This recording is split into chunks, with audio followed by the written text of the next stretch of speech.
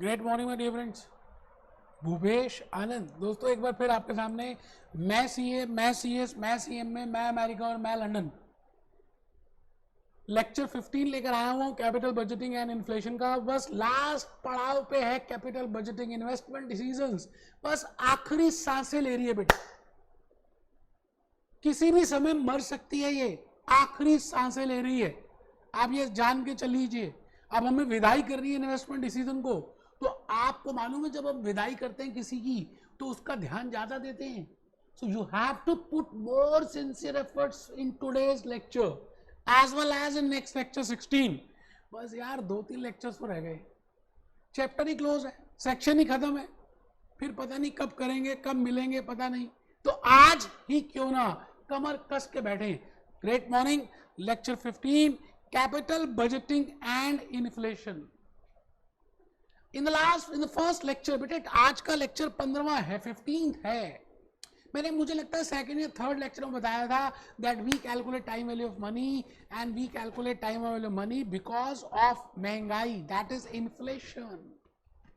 और मैंने उस पूरे लेक्चर में आपको एक छोटा सा गाना दिखाया था इमली का महंगाई के ऊपर। आज भी मैं वो दिखाऊंगा, लेकिन आज लंबे समय के लिए दिखाऊंगा।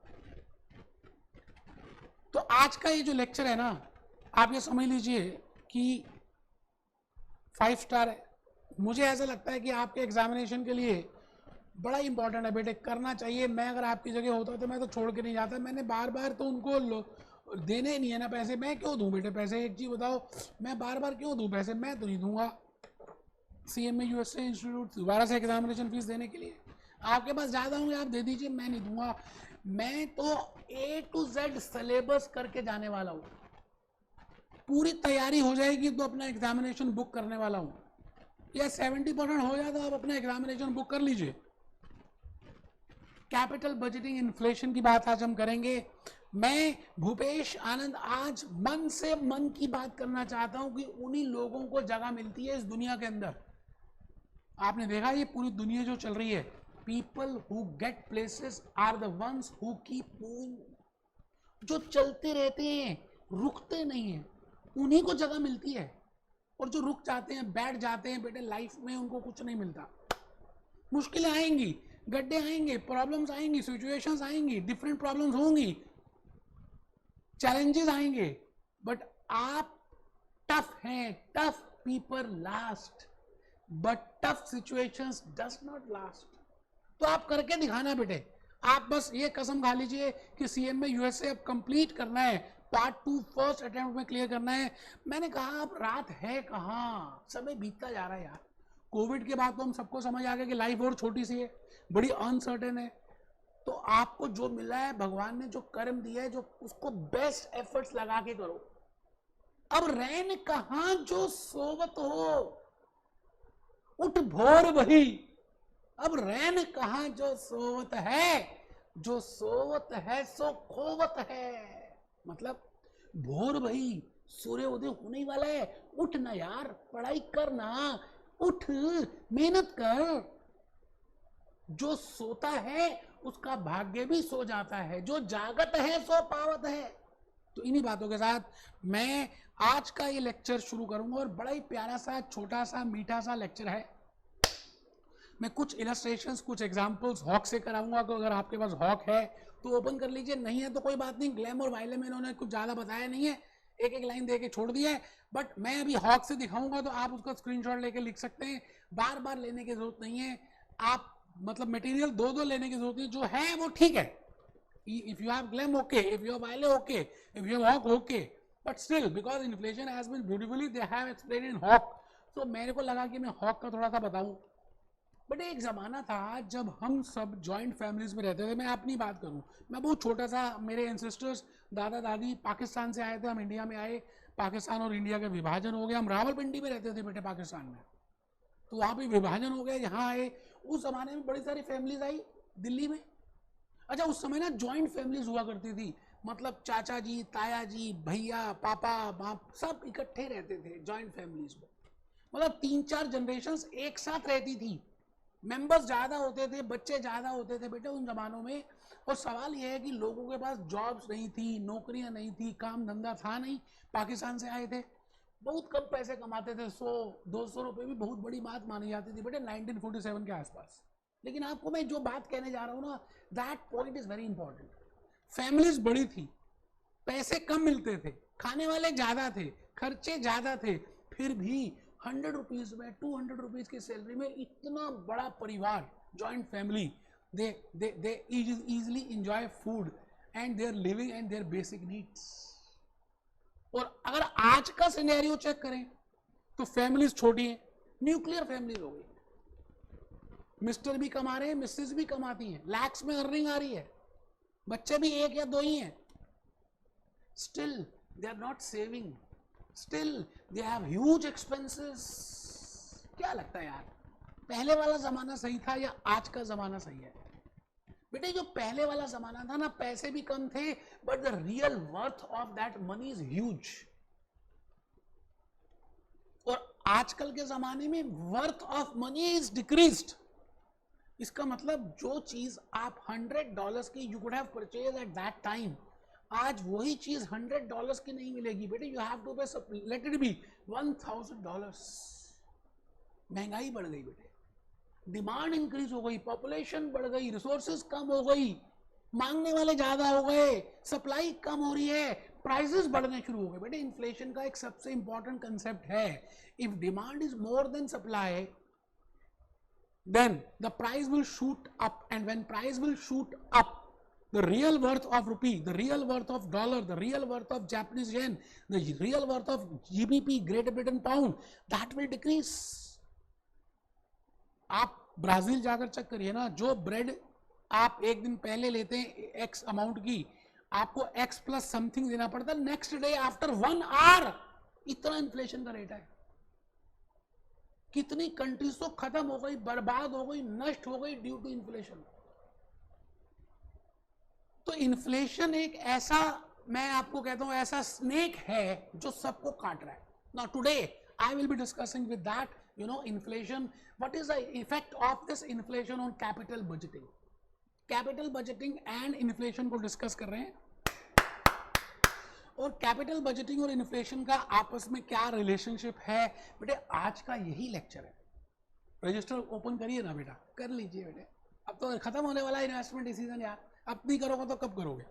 तो अब सबसे पहले मैं आप सभी को एक मूवी का गाना दिखा रहा हूँ बेटे, पिपली का, आप देखिए, बड़ा अच्छा लगेगा आपको, और देखिए क्या कह रहा है वो। मैं भूपेश आनंद आज आपको यही बात बताने जा रहा हूं कि आपको मैंने ये बताना है that if there is a concept of inflation, आप एक ऐसी कंट्री में अपना प्रोजेक्ट कर रहे हैं जहां पर इन्फ्लेशन 100%, 1000% बढ़ता ही जा रहा है, और in any country you know if there is a inflation, तो जो आपने एक्सपेक्टेड कैश इनफ्लोज निकाली है, एक्सपेक्टेड आउटफ्लोज कैलकुलेट किए हैं, उन सभी में डिफरेंस आ जाएगा।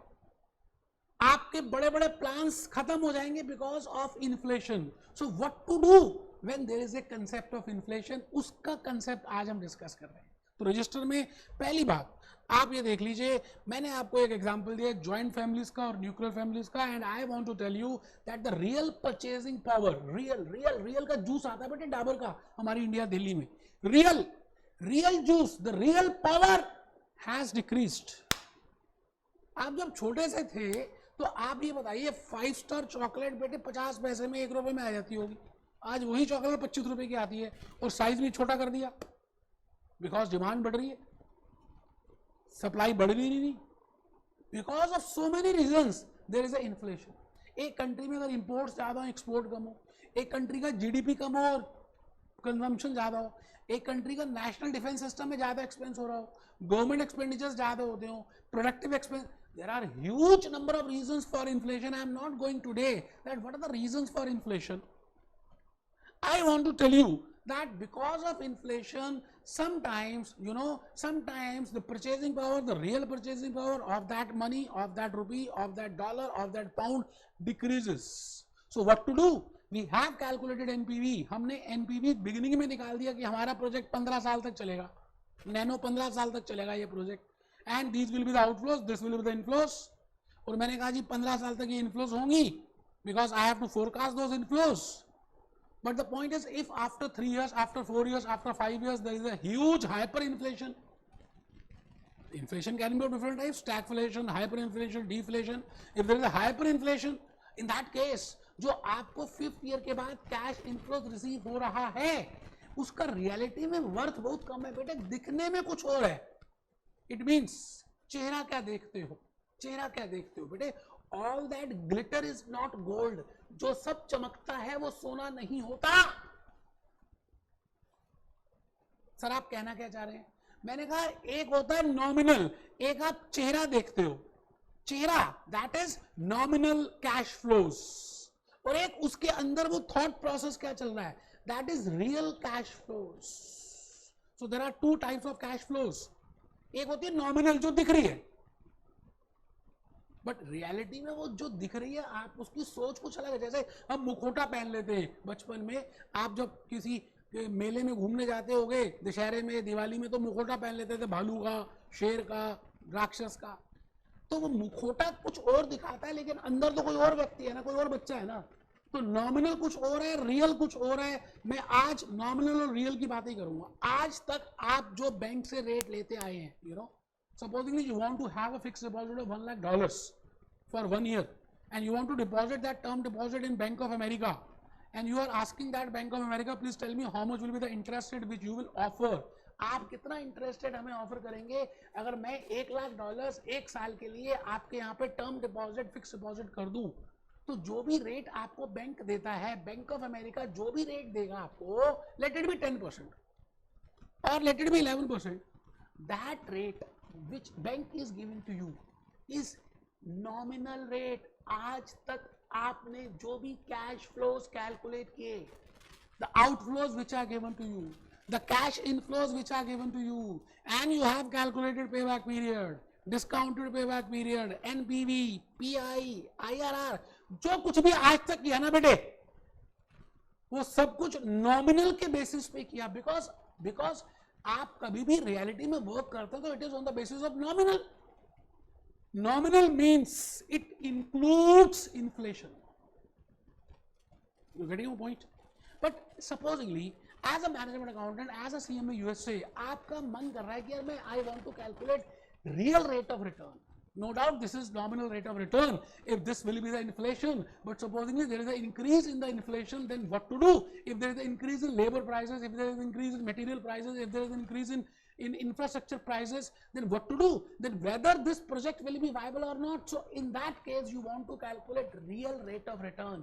Real NPV आप निकालना चाहते हैं, real cash flows निकालना चाहते हैं, real discounting rates निकालना चाहते हैं. तो जब आप real calculate करना चाहते हैं, real means उसमें आपने कुछ भी नहीं लगाना, फेयर एंड लवली नहीं लगानी. Real means real, it is exclusive of inflation. Nominal means it is inclusive of inflation. In day to day life we always talk of the rate, bank rate, that rate is nominal rate and it is not real rate. You getting my point? तो एक बार आप लिख लें, Irving Fisher की बातें करेंगे बेटे. आज मैं एक थ्योरी बताऊंगा. फिशर्स इंडेक्स, आपने इंडेक्स नंबर्स में फिशर का नाम सुना होगा. इसका पूरा नाम है IRVING. यूरोपियन था, इरविंग फिशर. उसने ये बताया that what is nominal rate and what is the relationship of nominal rate with real rate and inflation rate. एक बात मैंने आप सबको बतानी है कि इरविंग फिशर क्या कहता है, that if I want to find out nominal rate अगर मैं निकालूं तो नॉमिनल रेट 2 चीजों का इफेक्ट है. It is the multiplier effect.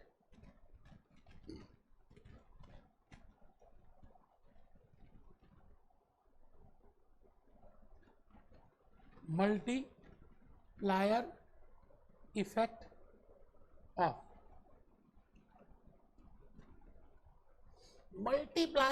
Multiplier effect of real rate and inflation rate. Real rate and inflation rate.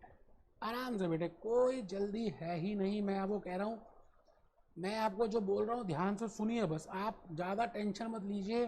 Paper में आएगा तो अच्छी बात है, नहीं आएगा तो अच्छी बात है. हॉक ने पूरा स्टडी मटेरियल में सब कुछ दिया हुआ है तो आने के चांसेस हैं. आप आराम से सुनिएगा. मैंने कहा मल्टीप्लायर इफेक्ट है, एडिशनल इफेक्ट नहीं है। बच्चा कहता है मल्टीप्लायर और एडिशन में क्या डिफरेंस होता है? बेटे मैं कहता हूं 2 जमा 3 इज इक्वल टू 5 और 2 गुणा में 3 is equal to 6। This is additional effect, this is multiplier effect. Multiplier effect is more than additional effect. It means जो इन्फ्लेशन है वो और रियल रेट आपस में जो गुणा होके आएगा, दैट इज नॉमिनल रेट। तो मैं ये कहता हूं nominal rate is equal to R into I. अब एक बार और सुनना, व्हेन आई से आर क्या है यहां पर? Real rate. आई क्या है? Inflation rate. एन क्या है? Nominal rate. मैं कहता हूं nominal rate is 12%। It means it is inclusive of real rate as well as inflation rate. इसमें रियल और इन्फ्लेशन दोनों घुसे पड़े हैं 12% के अंदर। बट सवाल है कि व्हेन आई से रेट, तो मैं इन्फ्लेशन हमेशा एक साल बाद की कैलकुलेट करता हूं। Generally as a norm we calculate real rate, nominal rate, inflation rate after a time period, and generally that time period is 1। तो हम क्या करते हैं, हम इसको इस तरह से लिखते हैं जो मैं अब बताने जा रहा हूं। तो because it is after 1 year, तो मैं इसमें 1 प्लस कर देता हूं। 1 plus N is equal to 1 plus R into 1 plus I. एक बच्चे ने सुना भी नहीं क्या लॉजिक बताया, that why I add 1, because we always calculate, we always take rate on the basis of time period, and my normal my you know time period is generally 1 year if nothing is given to me. So I add 1 in that, 1 plus n is equal to 1 plus r into 1 plus I. तो बेटे आपको ये समझना है कि n का मतलब है नॉमिनल रेट, R का मीनिंग है रियल रेट, I का मीनिंग है इन्फ्लेशन रेट।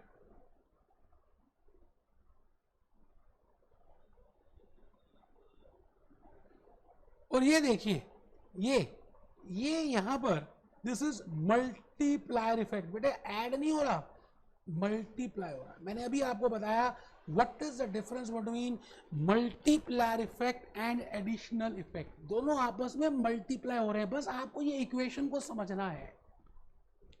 अच्छा एक बच्चा को नींद आ रही हो, कहता why we want to calculate this, ऐसी बेकार की बातें आप कर रहे हैं। मैंने कहा if as a management accountant your senior management says that please tell us the nominal rate as well as real rate, please tell us the nominal cash flows as well as the real cash flows, so that in that case it is important that you should know how to calculate that real cash flows or real discounting rates.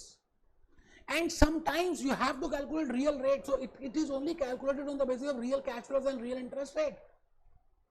So my dear friends, मैं आप सबके सामने एक बात ये कहना चाहता हूं कि आपको कई बार नॉमिनल आज तक आप, अच्छा अगर if question is silent and you are given the cash flows, all those cash flows are nominal, real निकालनी पड़ती है, या क्वेश्चन स्पेसिफाई कर रहा है दैट दिस इज रियल, बोल राधा बोल, कुछ तो बोल। If question is speaking that this is real, तो आप कहना okay examiner this is real. तो रियल से कई बार आपको नॉमिनल में जाना पड़ सकता है, कुछ क्वेश्चन में गिवन नहीं है तो वो नॉमिनल होगी, नॉमिनल से रियल में जाना पड़ सकता है। तो you should know what is the relationship between nominal, real and inflation. अगर आपको ये रिलेशनशिप मालूम है then you can do wonders. आप बेटे वंडर्स कर सकते हो, क्योंकि अगर आपको ये पता है तो यू कैन कैलकुलेट दिस।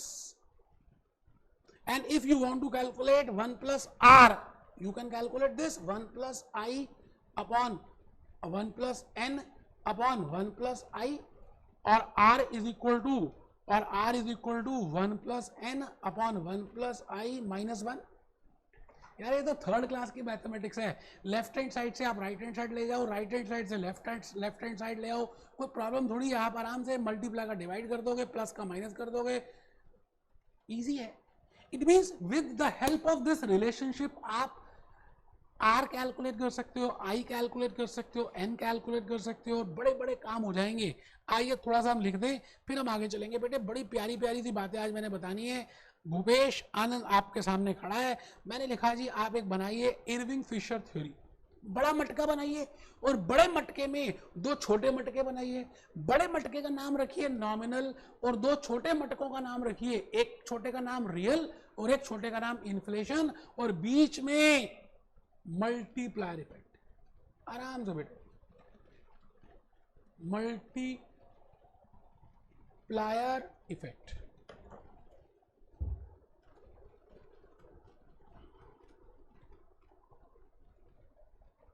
बड़ा मटका, बड़ा मटके में दो छोटे मटके और वो आपस में मल्टीप्लाई हो रहे हैं। एक मटके का नाम रियल, एक का नाम इन्फ्लेशन, दोनों को मल्टीप्लाई कर दो तो ड्रामा आएगा, उस ड्रामे का नाम है नॉमिनल।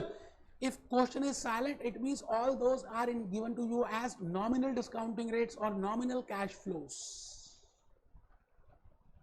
So, मैंने अभी आपको एग्जांपल दिया, बैंक ऑफ अमेरिका के पास जाते हैं, एचडीएफसी के पास जाते हैं, कोटक के पास जाते हैं, एक्सिस के पास जाते हैं, आईसीआईसीआई के पास जाते हैं, जो भी डिस्काउंटिंग रेट वो टर्म डिपॉजिट, सब सेविंग अकाउंट्स और रिकरिंग डिपॉजिट्स के देते हैं, that all are nominal rates. आज तक आपने जो भी कुछ सुना बेटे वो नॉमिनल ही होता है। आज से आप एक नई चीज सुनना शुरू कर देंगे और हम नई चीज निकालेंगे, वो ये है कि हम रियल भी निकाल सकते हैं नॉमिनल से। तो मैं चल पड़ा आने वाले लेक्चर्स में। पॉइंट नंबर 5 लिखना है। एक बच्चा कह रहा है लिखना है, हाँ बेटे लिखना है, लिख लो। Cash outflows comma cash inflows are used for which are used for evaluating project are nominal. बेटे हम जनरली नॉमिनल ही करते हैं। And nominal discounting rates. अच्छा गधों के साथ गधों का रिलेशनशिप होगा ना, मतलब if there are nominal cash outflow, nominal cash inflow, then we will discount those nominal cash flows with nominal discounting rates. If there are real cash outflows, real cash inflows, then we will relate real cash inflows with real discounting rates. इसका मतलब जब आपने एक कड़ी को बदला तो सारी कड़ी बदलनी पड़ेगी ना। ऐसा थोड़ी है कि आप नॉमिनल कैश फ्लोस ले लोगे डिस्काउंटिंग करोगे रियल से, या रियल कैश फ्लोस ले लोगे डिस्काउंटिंग करोगे नॉमिनल से, तो आंसर ही नहीं आएगा। इस बात का ध्यान रखना है, वो बात मैंने लिख दी है। क्या लिखा है बेटे, क्या लिखा है? Cash outflows comma cash inflows used for evaluating project are nominal cash flows and nominal discounting rates. So as a management accountant, if the project life is huge number of years, and as a management accountant you want to find out, you are somewhat worried about, you are wondering that what will happen after 5 years, after 6 years, after 7 years, when there is this much inflation, then what will happen? So in that case you can take the effect of that, and that effect is named as inflation effect. और उस inflation के लिए हम आज आ रहे हैं Fisher की multiplier effect की थ्योरी के ऊपर। Real rate from the project is better than nominal return. बेटे जो सच है ना रियल, वो ज्यादा रियल है ना, नाम भी तो कह रहा है रियल, सच्चाई, सच्ची बात, सच का सामना। नॉमिनल में आपने कुछ plus minus, fair and lovely, fair and handsome, this सब कुछ कर दिया, तब जाके नॉमिनल निकल गया। हमने कहा हमें नॉमिनल नहीं चाहिए भाई साहब, हमें तो दाल रोटी चाहिए, सिंपल सी दाल और रोटी, हमें शाही पनीर नहीं चाहिए। शाही पनीर में आपने ऊपर क्रीम डाली, धनिया डाला, अदरक डाल दिया, हरी मिर्च डाल दी, ग्रेवी बना दी, पनीर डाल दिया, ये शाही पनीर नॉमिनल है। But we don't want nominal, we don't want shahi paneer, we want a simple normal dal, and we want to have with rice, and we will be happy for that. तो real is normal dal, normal rice in which we have not added any flavor, you know. So real rate is better than nominal rate as per Fisher's theory. There is a multiplier effect जो मैंने आपको logically बता दिया, आप लिख लें 1 plus n is equal to 1 plus r multiplied by 1 plus i। बेटे additional effect नहीं होता, मल्टीप्लायर इफेक्ट होता है। आपको शुरू में लगता होगा कि एडिशन और मल्टीप्लायर का इफेक्ट सेम आता है, बट धीरे धीरे मल्टीप्लायर इफेक्ट ज्यादा हो जाता है। जैसे 2 plus 2 is equal to 4, 2 into 2 is equal to 4, same है। 3 plus 3 is equal to 6, 3 into 3 is equal to 9। Multiplier effect का इफेक्ट ज्यादा आ रहा है, तो मल्टीप्लायर इफेक्ट है। फिशर कहता है it has a multiplier effect, ठीक है जी। तो अब तो कर सकते हैं 1 plus r is equal to 1 plus n upon 1 plus i, r is equal to 1 plus n upon 1 plus i minus 1। ये तो बहुत कुछ हो सकता है, ठीक है जी। इसी तरह से बेटे नॉमिनल कैश फ्लोज, जो नॉमिनल कैश फ्लोज होती हैं, the cash flows which you are given in the question, all those are nominal. अगर आपको, क्योंकि आपने डिस्काउंटिंग रेट अगर रियल निकाल लिया तो कैश फ्लोज में तो रियल चाहिए, तो कैश फ्लोज रियल निकालने के लिए भी आपको रिलेशनशिप पता होना चाहिए. Nominal is equal to real cash flows into 1 plus I raise to power n. Because if there is more number of years, there will be more inflation and that too in the multiplier effect. बेटे अगर हर साल 10% हो रही है तो first year 10% होगी, 100 rupees की worth 110 के बराबर आ जाएगी. नेक्स्ट ईयर 110 के ऊपर 10% होगा, थर्ड ईयर 121 के ऊपर 10% होगा. It means it will have a multiplier effect. So nominal cash flows is equal to real cash flows into 1 plus I raised to power n. Real cash flows common ले लेते हैं, वैसे bracket आप open कर सकते हैं. Real cash flows plus real cash flows into inflation rate for the period for which you want to calculate. आप ऐसा भी सोच सकते हैं, नॉमिनल एक अमाउंट है, रियल एक प्रिंसिपल है और आई जो है इंटरेस्ट है. Amount is equal to principal plus interest. P common ले लिया तो amount is equal to P multiplied 1 plus R. ऐसे भी तो करते हैं. आप बताइए, amount is equal to P plus P R T होता है ना. अमाउंट सिंपल इंटरेस्ट की बात कर रहा हूँ, 4th क्लास की बात कर रहा हूँ. 1 प्लस आर. अब टी ऊपर ले लेते हैं. अगर टी 1 है तो 1 आ गया, टी 2 है तो 2 आ गया, टी 3 है तो 3 आ गया, टी 4 है तो 4 आ गया. तो इसकी जगह मैंने क्या किया, इसकी जगह मैंने यहां पर एन ही लिख दिया. कितना सिंपल है बेटा. सिंपल इंटरेस्ट की हेल्प से मैंने आपको नॉमिनल कैश फ्लोज और रियल कैश फ्लोज का एग्जांपल दे दिया. ठीक है जी. तो रियल कैश फ्लोज अब तो निकल सकती है, एलएचएस को आरएचएस, आरएचएस को एलएचएस, मल्टीप्लाई को डिवाइड, डिवाइड को लिख ले बेटा, लिखना. Nominal cash flows is equal to real cash flows into 1 plus I raised to power n. Real cash flows is equal to nominal cash flows upon 1 plus I raised to power n. आराम से लिखो बेटे, कोई जल्दी है ही नहीं, क्योंकि 90% जो बारे मैंने बताना था बता दिया है. मैं अब 1-2 क्वेश्चंस कराऊंगा आपको हॉक से और 1-2 बातें लिख लीजिए. Real cash flows should be discounted eight real. गधों को गधों से ही डिस्काउंट करना चाहिए, घोड़ों को घोड़ों के साथ ही करना चाहिए, मुर्गों को मुर्गों के साथ ही डिस्काउंट करना चाहिए. It means if you are taking real cash flows, you have to discount it by real discounting rates. If you are going for nominal cash flows, then you have to discount it by nominal discounting rates. तो लिखिए, real cash flows should be discounted at real cash discounting rates. Real rate of return. अब ये बात मैंने already बताई है risk rate of return में, मैं फिर रिपीट करूंगा. Real rate of return. बेटे आप ये बताओ, आप इतनी मेहनत क्यों कर रहे हो? आप इतनी मेहनत इसलिए कर रहे हो क्योंकि आपको रिटर्न चाहिए. अच्छा, रिटर्न तो वैसे बीकॉम करते तब भी मिल जाता. मान लेते हैं आपको $10,000 का सैलरी मिल जाता है if you are a simple graduate, but you are doing CMA USA, so you want extra because you are taking more risk, so you want a premium for that risk. Supposedly you want a salary of $12,000. It means $10,000 is for a simple graduate and $2,000 because you have taken a risk of giving examination of CMA USA and you have incurred some cash outflow for that. So you want premium for that risk. That is $2,000. It means total you want $12,000 per month as your salary. तो इसका मतलब आपने जो reality में risk लिखा है, अभी मैंने इन्फ्लेशन की बात नहीं करी. आपने कहा भाई नॉर्मल मैंने पढ़ाई की, अपने 18 साल पढ़ाई में लगाए, मैंने बेसिक नीड्स तो मेरी फुलफिल होनी चाहिए. तो बेसिक पे जो मिलता है that is $10,000. That is your basic need. That is without taking any risk. मैंने कोई ज्यादा रिस्क नहीं लिया. CMA USA नहीं किया, ACCA नहीं किया, CFA नहीं किया. I have just done simple graduate normal plain vanilla ice cream, no butter scotch, no chocolate chip and all that. तो प्लेन वेनिला आइसक्रीम का पैसा that is named as without taking any risk, that is named as risk free rate. But if I have done something more than plain vanilla, अगर मैंने graduation से ज्यादा पढ़ाई की, कुछ रिस्क लिया, आउटफ्लो लिया, लेक्चर्स लिए, एग्जामिनेशन फीस पे की, तो बेटे जो ज्यादा किया ना that you have taken a risk, और उसके ऊपर आप प्रीमियम मांग रहे हो, उसको बोलते हैं रिस्क प्रीमियम रेट. तो रियल रेट के 2 कंपोनेंट्स होते हैं. एक कंपोनेंट का नाम है रिस्क फ्री रेट और एक कंपोनेंट का नाम है risk premium rate. Risk free rate, risk premium rate, risk free rate, risk premium rate. तो लिख लीजिए, real rate of return is equal to risk free rate plus